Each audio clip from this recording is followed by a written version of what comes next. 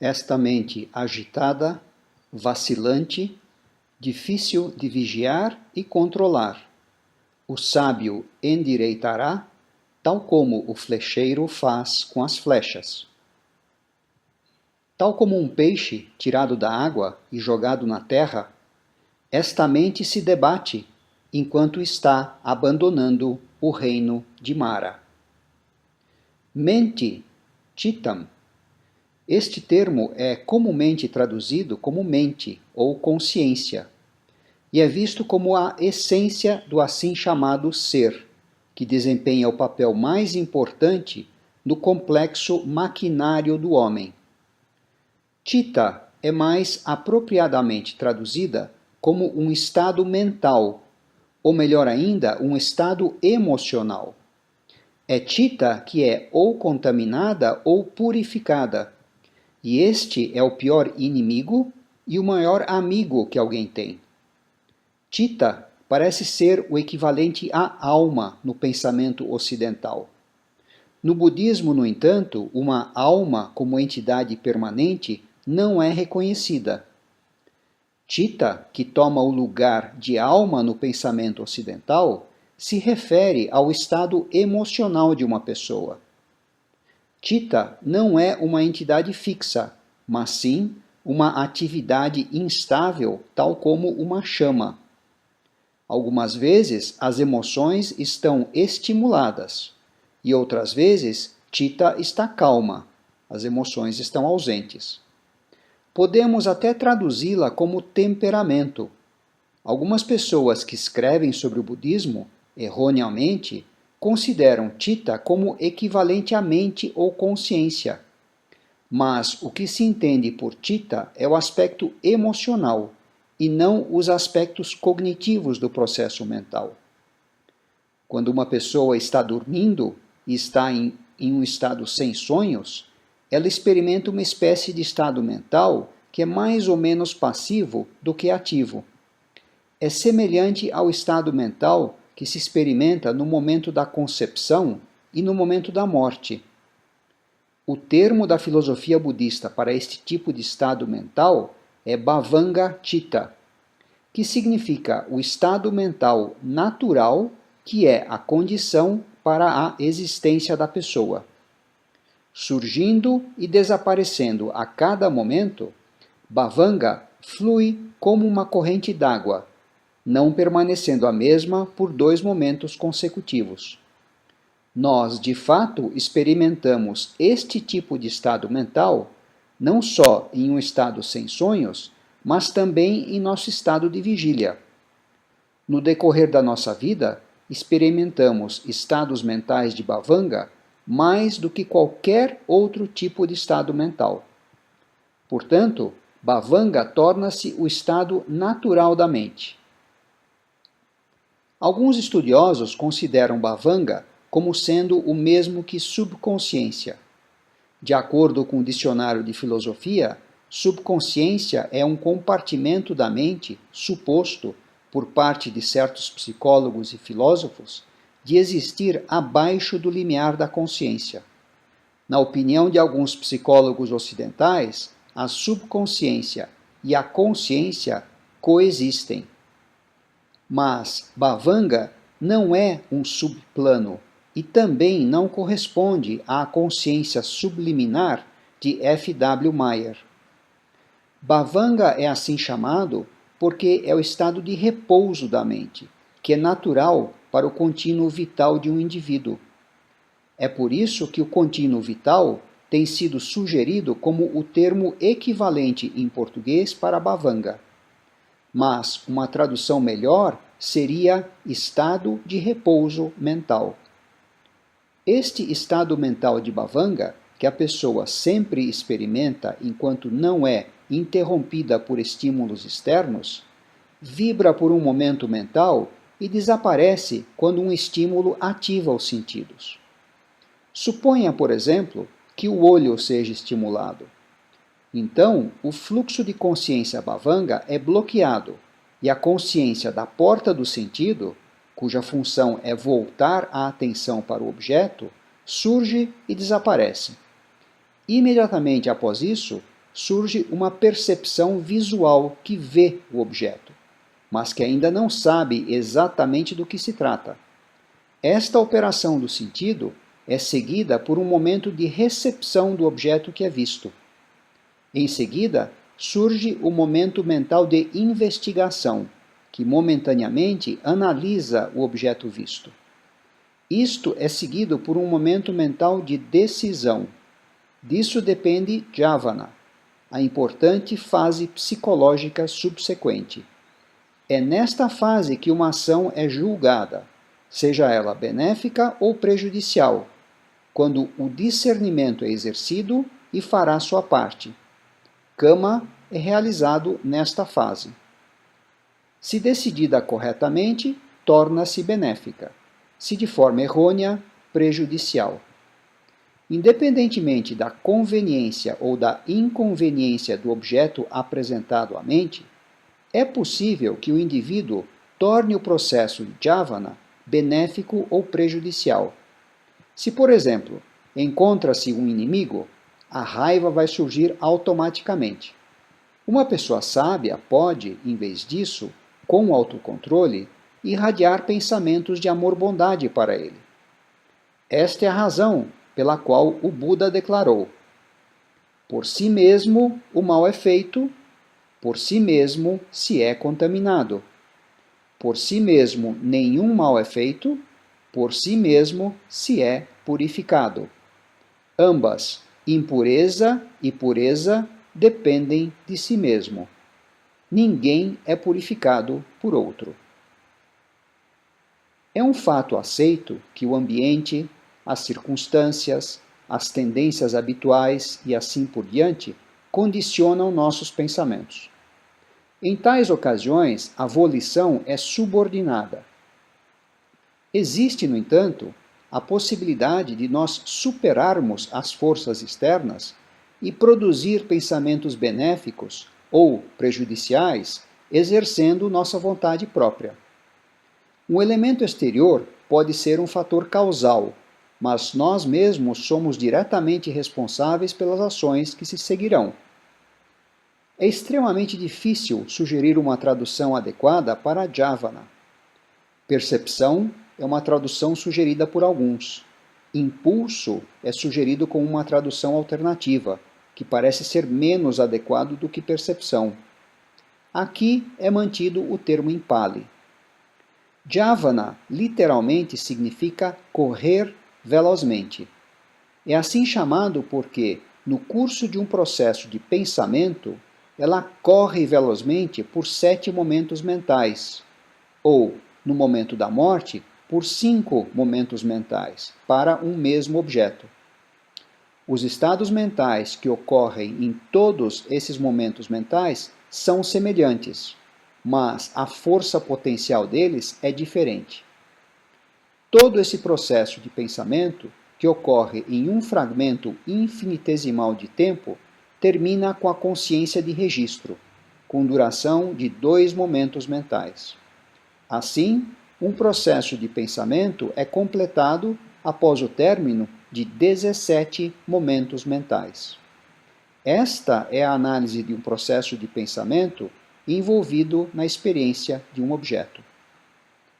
No sistema budista, um elemento essencial na busca pela suprema realização espiritual é a contemplação sobre a verdadeira natureza da mente, Citta Nupassana, em Pali. Citta Nupassana significa contemplação da mente. A mente é tão complexa e sutil que mesmo a ciência moderna não tem sido capaz de compreender a sua real natureza. Mas o Buda foi capaz de compreender a verdadeira natureza da mente através do desenvolvimento da sua própria mente. O desenvolvimento da mente leva à concentração. A mente assim desenvolvida pode ser facilmente dirigida para o conhecimento supremo. No entanto, tal estado não pode ser alcançado facilmente. A mente não sossega em um objeto, ela sempre se desvia. Quando se tenta controlar a mente, ela se contorce, tal como um peixe retirado da água. Portanto, o controle da mente é para ser realizado com grande esforço. De acordo com o Abhidhamma, existem 121 tipos de mente. Nesta meditação, Chittanupassana, 16 aspectos da mente são descritos. Eles são a mente afetada pelo desejo e a mente não afetada pelo desejo. A mente afetada pela raiva e a mente não afetada pela raiva. A mente afetada pela delusão e a mente não afetada pela delusão. A mente contraída, a mente distraída, a mente transcendente e a mente não transcendente. A mente superável e a mente insuperável. A mente concentrada e a mente não concentrada. A mente libertada e a mente não libertada. A mente é difícil de ser controlada. É sempre veloz. Ela se inclina àquilo que deseja. É bom o treinamento da mente. Uma mente bem domada traz felicidade. Difícil de ser controlada, focando-se onde queira e em qualquer coisa que deseje. Estas duas são consideradas como características da mente. A mente é tão rápida e veloz que é muito difícil mantê-la sob controle. Por ser ágil, ninguém é capaz de contê-la, a menos que a pessoa seja extremamente disciplinada. A outra qualidade da mente referida nesse verso é a sua capacidade de pousar em qualquer coisa que deseje. Esta também é uma característica da mente que a faz extremamente difícil de ser mantida sob controle. Nossas emoções são processos impessoais. Elas não são aquilo que nós fazemos. É por isso que são difíceis de controlar. É somente não se identificando com as emoções que elas podem ser detidas. Através da identificação, damos-lhes força. Pela observação calma de como as emoções vêm e vão, elas cessam. As emoções não podem ser detidas batalhando com elas. A mente é muito difícil de ser examinada. É muito sutil. Ela se inclina àquilo que deseja. O sábio deve vigiar a mente, pois uma mente vigiada traz felicidade. Muito difícil de ser examinada, muito sutil. Duas características da mente. Uma proeminente qualidade da mente é que ela é extremamente difícil de ser vista. Embora seja capaz de uma grande variedade de atividades, ela não pode ser vista de forma alguma. Ela se move de forma despercebida. Ela força, convence, motiva, tudo isso sem ser vista.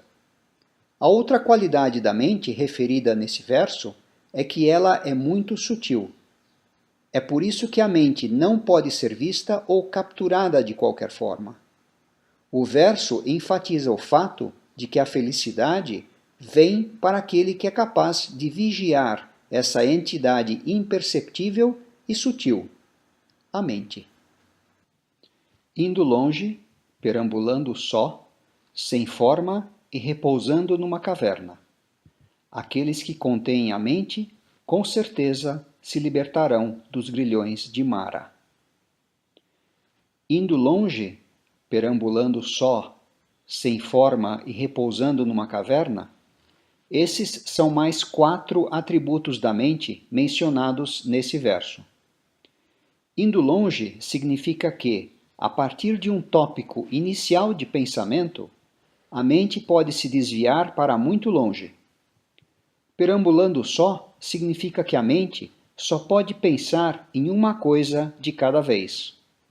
Sem forma significa que a mente não é uma entidade que ocupa espaço, já que ela é apenas uma atividade que pode ser vista como física ou mental. Repousando numa caverna significa que a mente é intangível. Uma pessoa com a mente instável, que não compreende o verdadeiro Dhamma, que tem convicção hesitante, a sabedoria não chega à sua plenitude.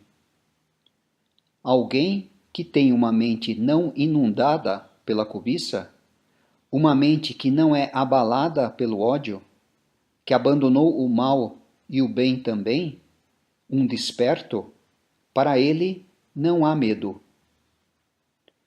Mente instável, para uma pessoa com uma mente instável ou não estabilizada. Todas as pessoas comuns têm mentes que são instáveis. Suas mentes não são constantes e, consequentemente, carecem de unicidade. Uma pessoa que possuir tal tipo de mente terá dificuldades para progredir no caminho da libertação. Não compreende o verdadeiro Dhamma uma pessoa que não tem conhecimento do ensinamento bem exposto pelo Buda. Convicção hesitante, um indivíduo cuja convicção e confiança são hesitantes não será capaz de fazer um progresso constante. Mente não inundada, essa é uma qualidade positiva. Aqui se refere à pessoa cuja mente não seja inundada pela cobiça. Isso envolve o contaminante fluxo de entrada das impurezas por meio das reações sensoriais, isto é, responder a visões, sons, cheiros e etc. Mente não abalada, a pessoa cuja mente permanece inabalável pela cobiça, ódio, etc. Como a mente está perfeitamente intacta, ele pode utilizá-la para seu progresso espiritual. Não há medo para um desperto. Ele está sempre alerta, observando as impurezas que podem afetar a sua mente. Devido a essa vigilância, a pessoa desperta não tem medo de nada. Não deve ser entendido erroneamente que os arahants não dormem. Tanto dormindo como acordados, eles são considerados como sem sono ou vigilantes, uma vez que as 5 faculdades espirituais, ou seja, a convicção, energia, atenção plena, concentração e sabedoria, estão sempre presentes nele.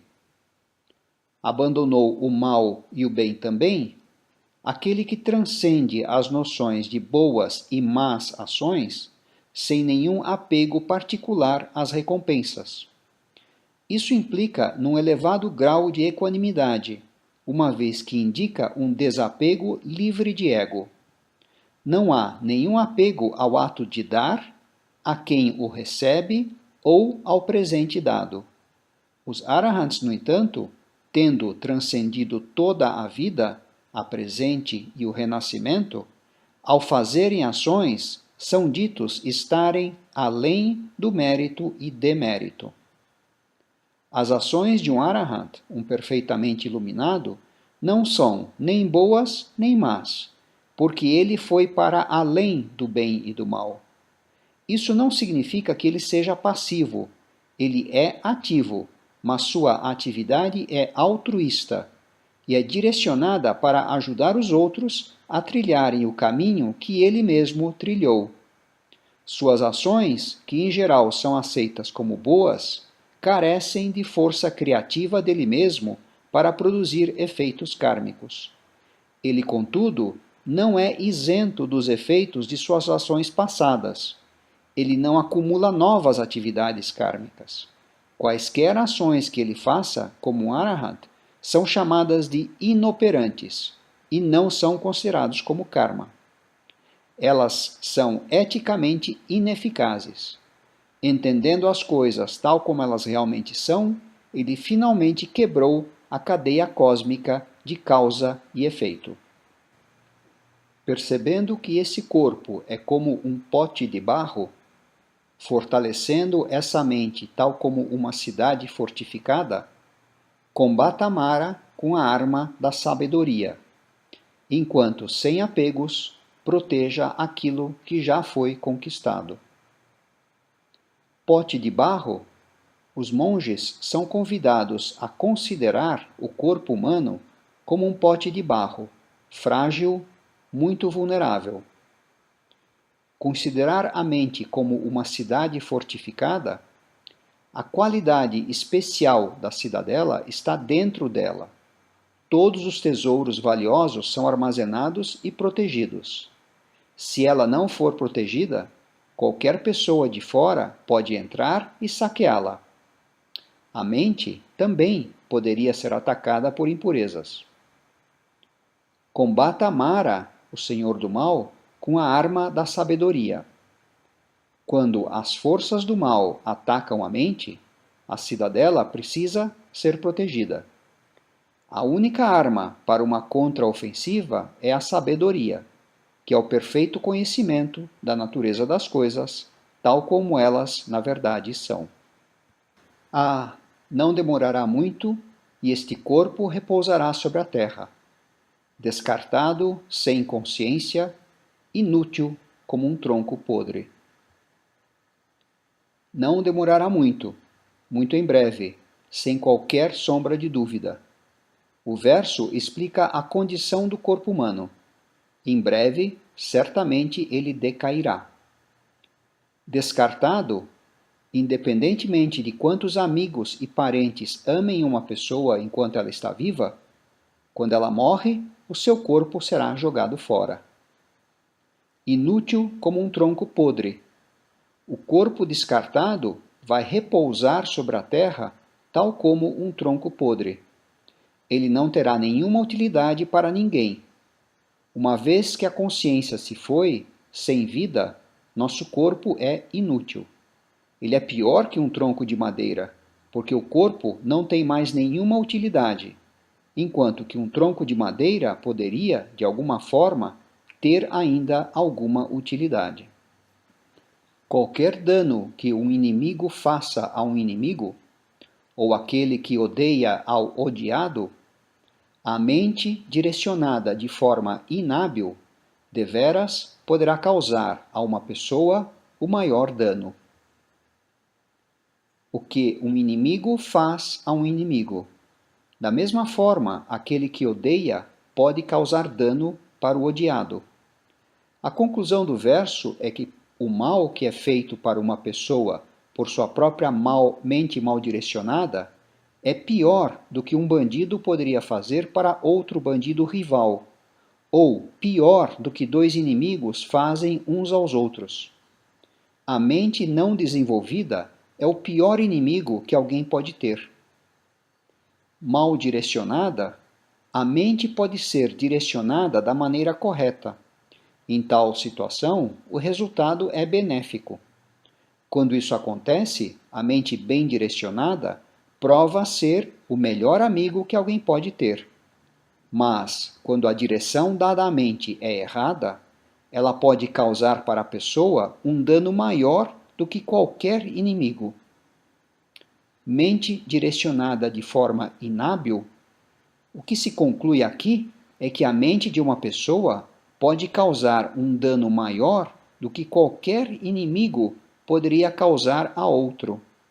Desta forma, uma mente mal direcionada é um inimigo interno, muito pior do que um inimigo externo.